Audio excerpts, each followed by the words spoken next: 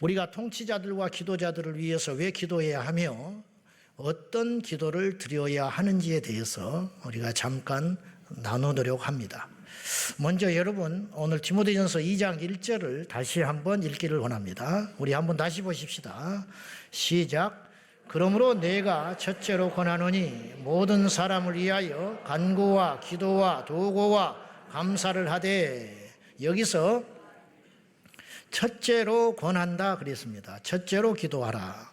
첫째로 권하는 것은 뭐냐면, 첫째로 부탁하는 게 뭐냐면, 이건 순서적 시간적 첫째가 아니고 우선적으로 제일 먼저 내가 너희들에게 이것을 권하고 싶다, 그런 뜻입니다.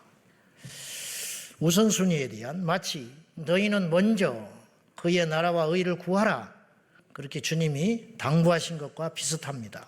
첫째로 중요하니까 다른 것은 몰라도 이 기도는 꼭 드리는 것이 좋다, 그런 의미입니다. 자, 그러면 어떤 의도로 이 첫째라는 말을 강조하면서 무슨 기도를 하기를 원하였는가 하는 것이죠. 2절입니다. 자, 2절 우리 봅시다. 다 같이 시작. 임금들과 높은 지위에 있는 모든 사람을 위하여 하라. 이는 우리가 모든 경건과 단정함으로 고요하고 평안한 생활을 하려 함이라. 너희가 첫째로, 다른 건 몰라도 여러 가지 기도의 제목 중에 으뜸으로 먼저 해야 할 기도가 있다면 이 기도를 하거라. 그건 무엇이냐? 임금들과 높은 지위에 있는 모든 사람을 위하여 하라, 이렇게 부탁하고 있습니다. 임금들과 높은 지위에 있는 사람들 모두를 위해서, 그 영역에 있는 모든 사람들을 위해서 너희들이 기도해 달라, 이렇게 부탁을 했습니다. 1절에 보면은 기도의 방면에 대해서 사도 바울이 4가지 용어를 썼어요. 간구, 기도, 도고, 감사. 간구는 일종의 아주 원뜻을 보면, 간구라는 말은 긴박한 기도라는 뜻이에요. 급하고 긴박한 기도. 그 다음에 두 번째 기도라는 의미는 일상적으로 하나님께 아뢰는 기도, 그것을 기도로 하고요. 도고는 중보 기도를 의미합니다. 그리고 감사는 하나님의 은혜에 대한 감사. 이 4가지 방면을 가지고 기도를 하되, 임금들과 높은 지위에 있는 사람을 위하여 특별히 우선적으로 기도해야 된다, 그렇게 말씀하고 있어요. 제가 종종 여러분에게 그런 부탁을 드렸는데, 기도를 크게 해야 된다. 큰 기도를 해라 그랬어요. 큰 기도. 크게 하라는 것과 큰 기도를 하자는 건 약간의 차이가 있죠. 크게 하라는 말은 소리를 높이라는 의미겠고, 기도를, 큰 기도를 드리라는 말은 범위를 아주 넓게, 우리가 이 좁은 땅덩어리 대한민국에 살지만 열방을 위해서 기도하고 하나님의 나라를 위해 기도하고, 나는 뭐 미국을 가본 적도 없지만 미국을 위해 기도하고, 북한을 가본 적도 없지만 북한을 위해 기도하고, 일본의 우상의 문화를 우리가 접해본 적이 없지만 일본의 우상이 무너지기를 위해 기도하고, 내 자식은 군대 가지 않았지만 국방의 의무를 다하고 있는 젊은이들을 위해 기도하고, 나는 자식을 다 키워버리고 이미 장성했지만 우리 교회 청년들과 이 시대의 다음 세대를 위해서 기도하는 그 기도, 그것이 바로 큰 기도의 의미라고 했어요. 오늘 이 말씀이 모두를 위해 기도하라. 여러분, 기도의 범위에는요, 우리가 기도를 못할 대상이 없고 또 기도에 제한이 없는 거예요. 제한이 없어요. 무슨 말이냐면, 아무리 북한의 김정은과 그 일당들이 우리에게 적대시하고 있지만 그들을 위해 기도해야 하는 것이 큰 기도라는 거예요. 더 나아가서 우리의 적진자들, 우리와 대적하는 자들, 원수들을 위해서, 그들까지도 위해서도 기도해야 하는 것. 동성애자들을 위해서도 기도하고, 이 나라의 통치들을 위해서 기도하고, 이런 기도가 큰 기도라고 제가 평소에 이야기를 했어요. 모두를 위해 기도해라. 기도의 범위를 확장시켜서 큰 기도를 하라. 세계 열방의 교회를 위해서 기도하면 우리 교회가 그 안에 들어가는 거예요. 할렐루야. 근데 이제 저도 가만히 생각해 보니까 교회를 나가서 예수님을 만나고 너무 오랫동안 저의 기도가 아주 작은 기도, 범위에 좁혀진 기도만 했던 것 같아요. 겨우 기도하는 것이 내가 속한 공동체, 교회, 또 나라와 민족 그 정도. 그것도 많은 부분을 차지하지 않고 솔직히 우리 교회의 우리 성도들의 대부분의 기도가 사실은 범위가 굉장히 좁아요. 가족의 구원, 내 자식, 내 경제적인 문제, 우리 교회의 부흥 정도. 이 정도 이상의 거의 이런 기도의 제목들이 90% 이상을 차지하지 않는가. 물론 그 기도가 잘못됐다는 의미는 아니에요. 그렇지만 우리의 기도가 오늘 이 시점을 통해서 오늘 이 본문을 통하여 우리가 깨달은 바대로 우리의 기도가 영역을 확장시켜서 모두를 위해 기도해라. 모두를 위해. 다음 세대를 위해 기도하면 우리 자녀들이 그 안에 들어가는 것이기 때문에 우리 자녀들이 그 속에 우리 자녀들의 장래와 현재가 그게 달려있는 것 아니겠습니까? 나라와 민족을 위해서 기도하면 결국 우리 가정의 앞날, 우리의 장래가 달린 일 아니겠습니까? 근데 이제 우리는 그런 기도를 인색화해 왔다는 거죠. 그런 기도를 하는데 너무 인색한 것은 아닌가.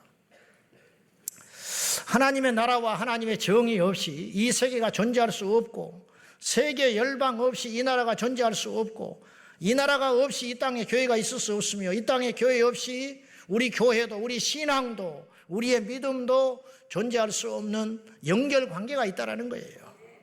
그러므로 이제 우리는 기도의 범위를 확장시켜서 모든 사람과 모든 조직과 모든 나라와 모든 공동체와 모든 일에 대하여 기도해야 할 것입니다. 왜냐하면 우리 하나님은 따져보면 이스라엘만의 하나님이 아니에요. 여러분 노아가 어디 사람입니까? 노아가 유대인인가요? 네? 잘 모르겠어요.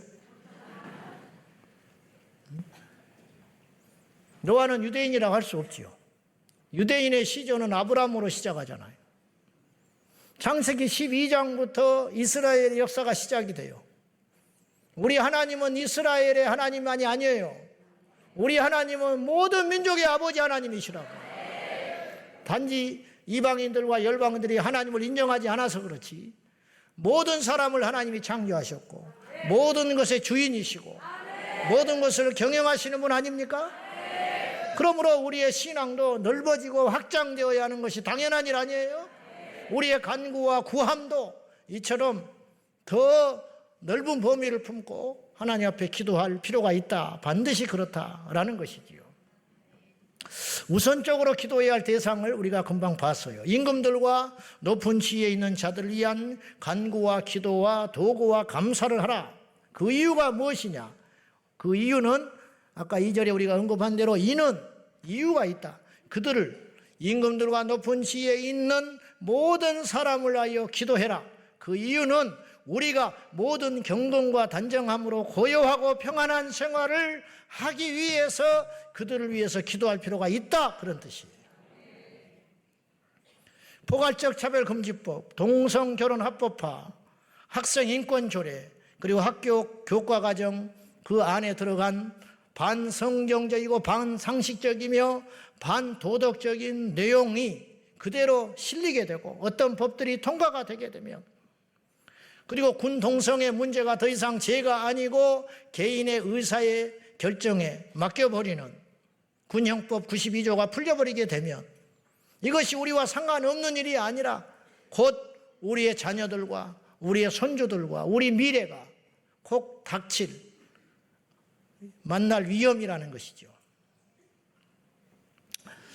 낙태가 더 이상 임신 달수와 상관없이 자유롭게 허용되는 나라가 되어버리면 동성애자들의 일탈이 그들의 일탈로만 끝나지 않은 것이고 그들만의 문제가 아니고 일부 아이들의 탈선으로 끝나지 않고 점점점 에이즈가 확산이 되고 우리 동성애는 분명한 우리가 인식이 있어야 돼요.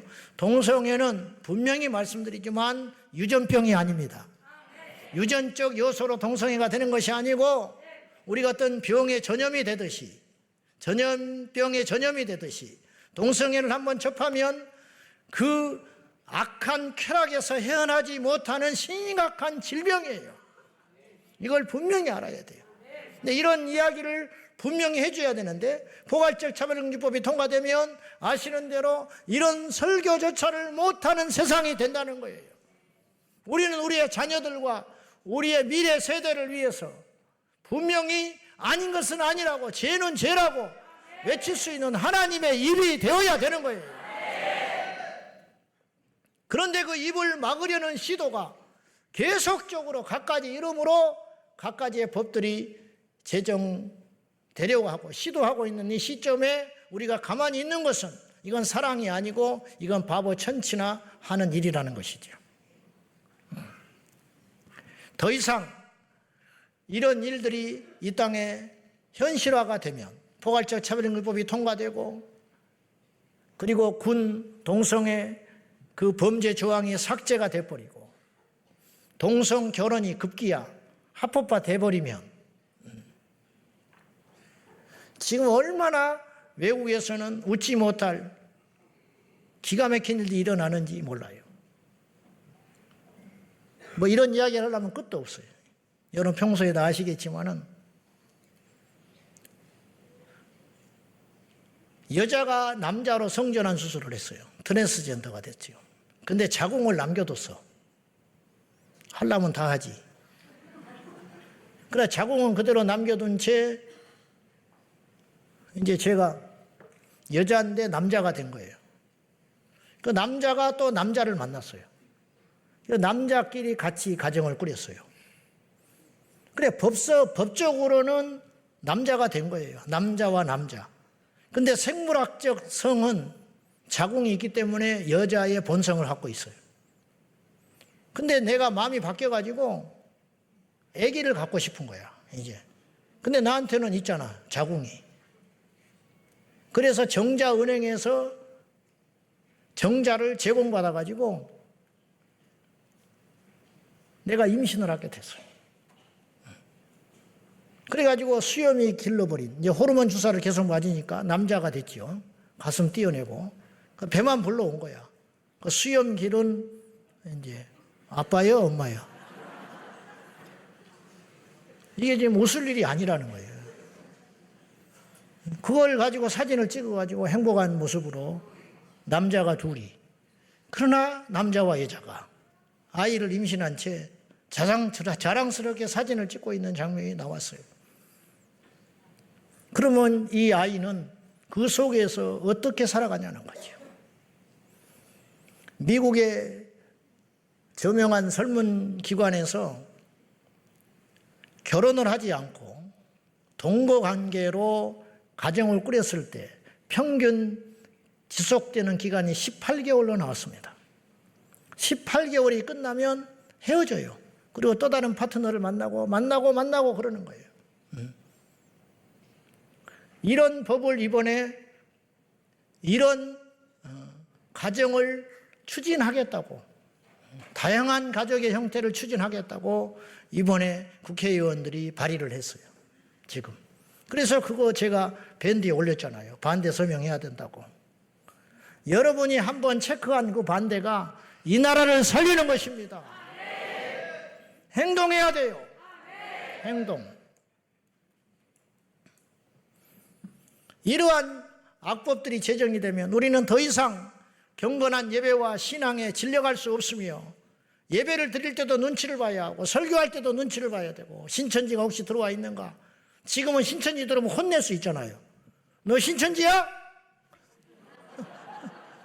어디서 겁없이 여기로 와가지고 정신 차리라고 그럴 수 있는데, 그러니까 이제 위장하고 앉아 있잖아요. 아닌 척하고 아멘하고 앉아 있잖아.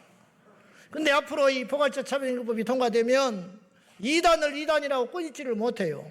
그러면 이제 그들이 전략을 바꿔서 지금도 그들이 정통교회가 되고 싶어서 광고를 내고 길거리에서 전도를 하고 그 짓을 하고 돌아다니는데, 이제 당당하게 교회 안에 침투하게 들어와가지고 해봐라. 그리고는 팔짱 끼고 앉아가지고 비웃고 앉아서 어떤 이것을 들고 있으면 어떡할 거냐. 그러면 내가 이단이다. 뭐라? 그러면 혐오당했다고, 자기가 차별당했다고 고소를 해버릴 수 있다는 거죠. 여러분, 이 세상에 정상적인 사람들도 있지만 비정상적인 사람들이 많잖아요. 사이코 집단들이. 그 사람들이 별 사람들이 많아요. 그런 사람들이 이런 법을 악용하기 시작하면 정상적인 사고를 가진 구조의 사람들이 엄청난 고통을 받게 된다는 거예요. 이것에 대한 염려와 두려움이 있기 때문에 우리가 이 시점에서 반드시 이 운동에 참여하여 막아내야 한다, 이런 말입니다. 더 이상 우리는 평안한 삶을 보장받을 수 없고 걱정하지도 않을 너무 당연한 일상들이 이제는 주변을 보고 눈치를 살펴야 하고 말을 조심해야 하고 어디 행동하는 것도, 그래서 동성애 독재법이 되는 거죠. 평안한 삶을 보장받을 수 없고 남자 며느리가 올까 봐, 여자 사이가 올까 봐 걱정해야 하는 세상이 곧 열리게 된다는 거죠. 전도하면 법적인 벌금과 구류를 당하는 것이 걱정이 되고, 예배드리다가 혹시 모를 테러를 걱정해야 되고, 교회에 이단이 들어와서 버젓이 활동하고 대놓고 조롱을 해도 쫓아낼 수 없는 교회가 되고, 다음 세대 우리 아이들 중에 지금은 이것이 법적으로 열리질 않았기 때문에 그렇지, 그리고 감성이 예민한 이들이 어떤 일이 일어나면은 금세 번져간다고요. 다음 세대 우리 아이들이 남자가 여자가 되겠다고 하고 여자가 남자가 되겠다고 하고 호적을 바꾸고, 그런 와중에 정체성의 혼란을 겪고 마귀의 정죄의 화살을 받고, 내가 괜히 그랬구나, 내가 인간인가, 예배당에 와서 앉아가지고 정죄를 받고 그리고 자살로 몰아가고, 이게 사단이 딱 하는 짓이죠. 실컷 써먹고 버려버리는 거. 변희수 하사가 그래서 자결로 인생을 마감하고 말았어요. 그가 죽을 때 내가 묻고 싶은 거예요. 그 뒤에서 그를 그렇게 영웅시하며 십자가를 진 마냥 피해자로 둔갑을 시켜가지고 그를 통해서 뭔가 이득을 얻으려고 했던 그 수많은 단체들과 그 사람들은 그가 쓸쓸히 홀로 몇 날 며칠을 괴로워하며 죽어갈 적에 그들은 누구 하나 손을 내밀어 봤냐, 이 말이에요. 이용만 해먹다가 버리는 것이지. 그래 죽고 나니까 이제 거창하게 언론 플레이 하면서 장례를 치르고, 죽은 지 몇 해가 지나가도 대통령 후보자가 나와가지고 다시 가서 그걸 추모하면서 그런 팬덤 정치에 이용을 하고, 이런 일들이 너무 비상식적이고 악한 일들이 이 땅에 벌어지게 있음에도 불구하고 프로테스탄트 저항하는 우리 개신교 신앙 공동체가 이대로 침묵하면, 마르틴 루터 킹 목사님은 이런 말을 남겼어요. 역사는 기억할 것이다. 악한 자의 악함을 기억하는 것이 아니라 악한 일에 대하여 침묵했던 사람들에 대하여 그 책임을 물을 거라고 했다고요.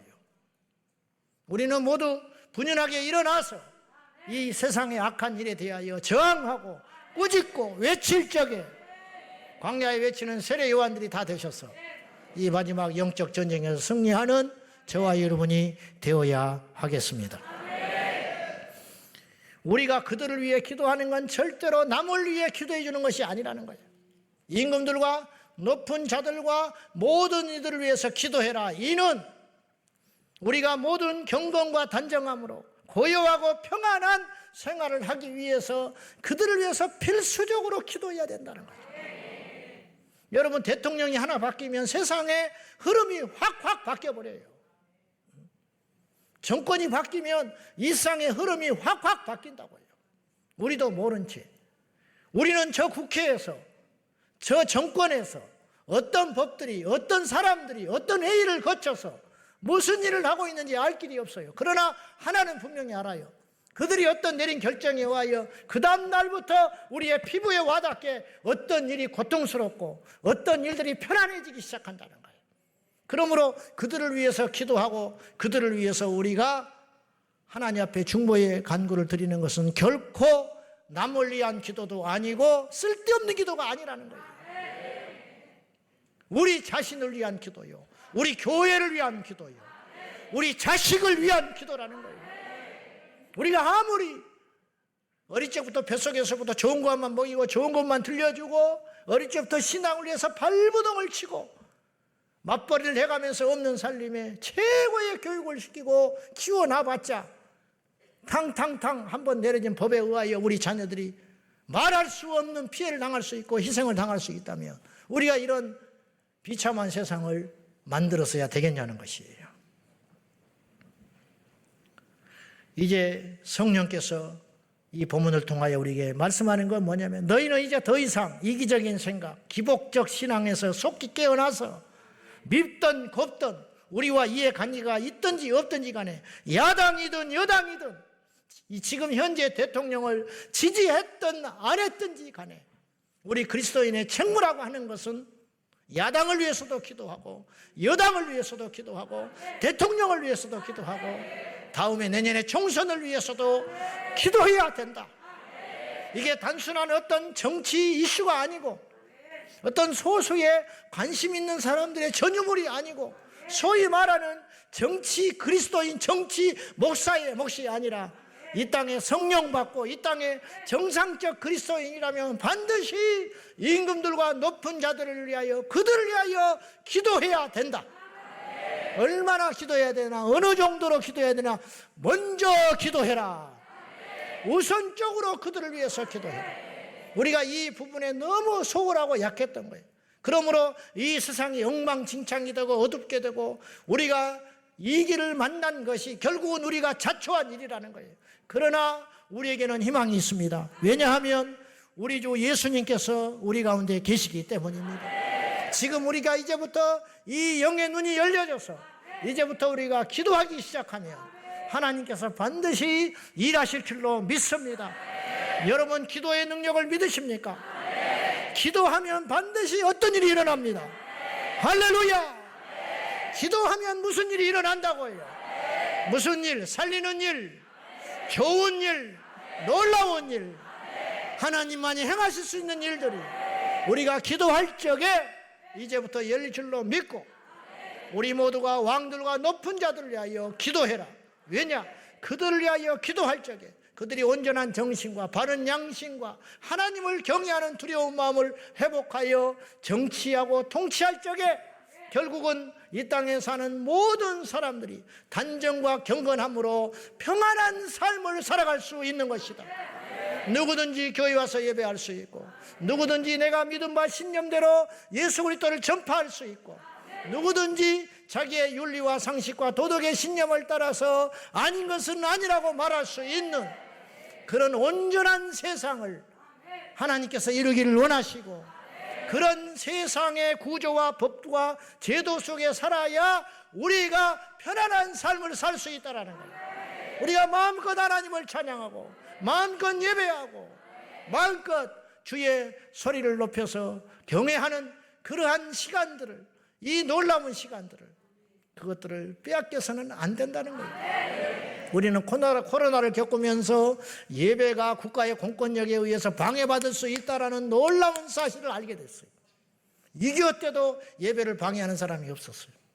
물론 공산당은 핍박을 하고 교회를 장악했지만은 그 전쟁통에서도 주의를 지킬 수 있었고 갈 수만 있으면 예배할 수 있었고 모일 수 있었고 찬양할 수 있었어요.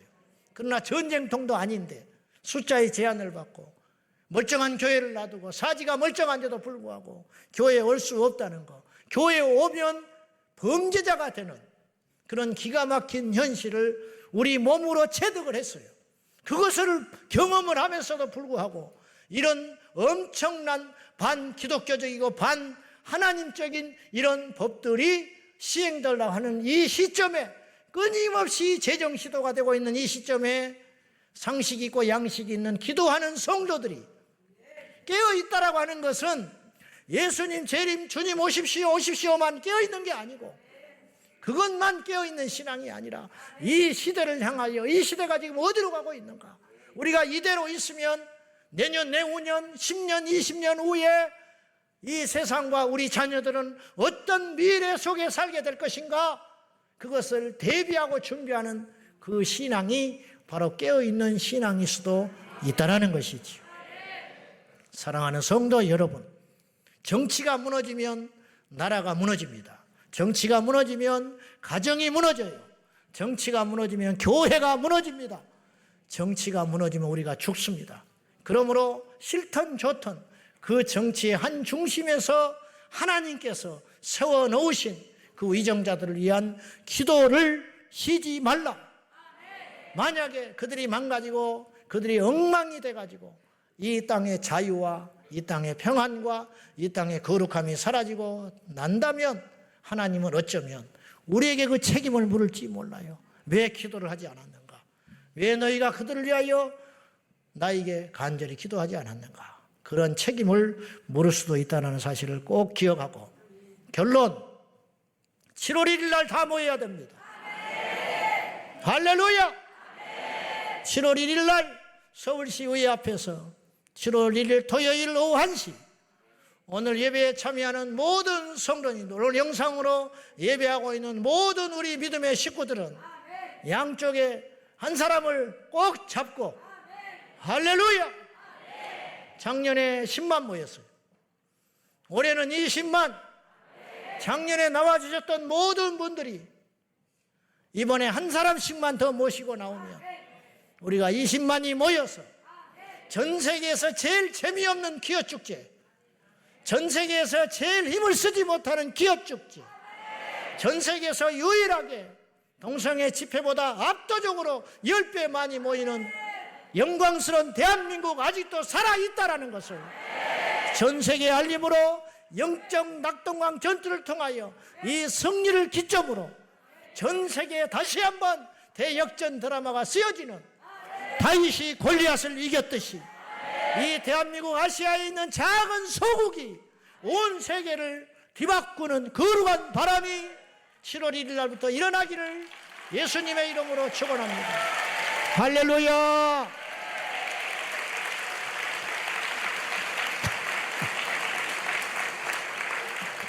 설교하다가 박수 받긴 처음인 것 같아요. 우리 교회에 박수 안 치는데.